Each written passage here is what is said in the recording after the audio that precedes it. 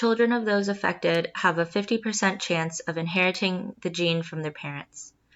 I have a 50% chance of developing Huntington's disease by the time I'm 50 years old. And if you've never heard of it, that's understandable because there just isn't enough awareness at this time. There is genetic testing available, but it is a very complex process, one that we will cover more in depth today. We will follow my own experience as I navigate the process of genetic counseling, predictive testing, and understanding the results. Huntington's was once described to me by a doctor as Parkinson's, Alzheimer's, and ALS wrapped all into one. As a brain disorder which attacks brain cells, it will lead to the brain's degeneration over time until the body fails.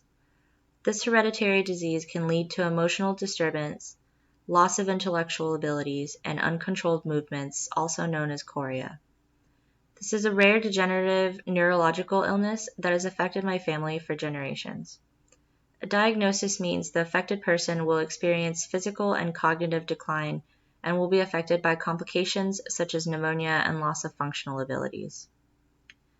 This disease currently affects my grandmother on my mom's side, who has chosen not to participate in genetic testing. So I took it upon myself to get my own test done, although I haven't shared the result with family yet. When you discover you're at risk, the first thing you must do is visit a genetic counselor. They will provide you with the support you need to make an informed decision on predictive testing. Once you attend these genetic counseling sessions, you will have the opportunity to discuss potential benefits and harms, your motivations, and the expectations about the result. The doctor will ensure you understand your decision before you continue to testing. The first thing you must consider is the emotional impact it will have on you and your family. Those affected report suffering from depression, suicidal thoughts, social withdrawal, and feeling anxious or apathetic. Considering these repercussions beforehand is imperative.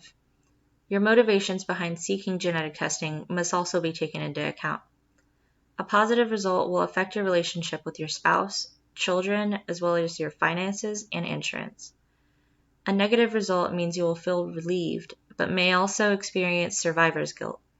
This is when an individual who escaped the disease has feelings of guilt because their other family members did not. After discussing the risks and consequences with your genetic counselor, you will give a blood sample. This will then be sent to the laboratory where technicians will perform a DNA test.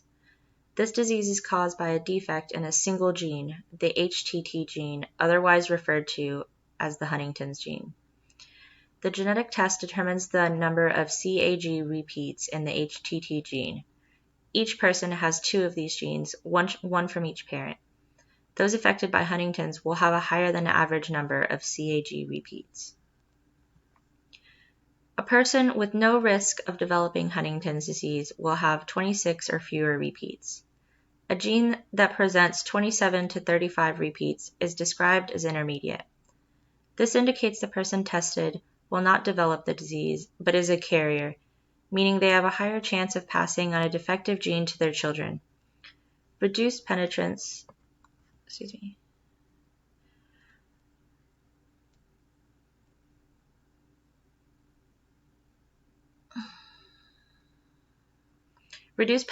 is an instance in which you have 36 to 39 repeats. This is a gray area where some develop symptoms but others do not. About 50% of those in this range will develop the disease. There is a high risk of passing a defective gene to your children either way. If your test results show 40 or more repeats, this is considered full penetrance, meaning it is almost certain you will develop Huntington's in your lifetime. When first discovering this genetic monster that plagues my family, I was understandably worried because it was something so familiar to me. After my initial discovery of the presence of Huntington's in my family history, I went into a downward spiral.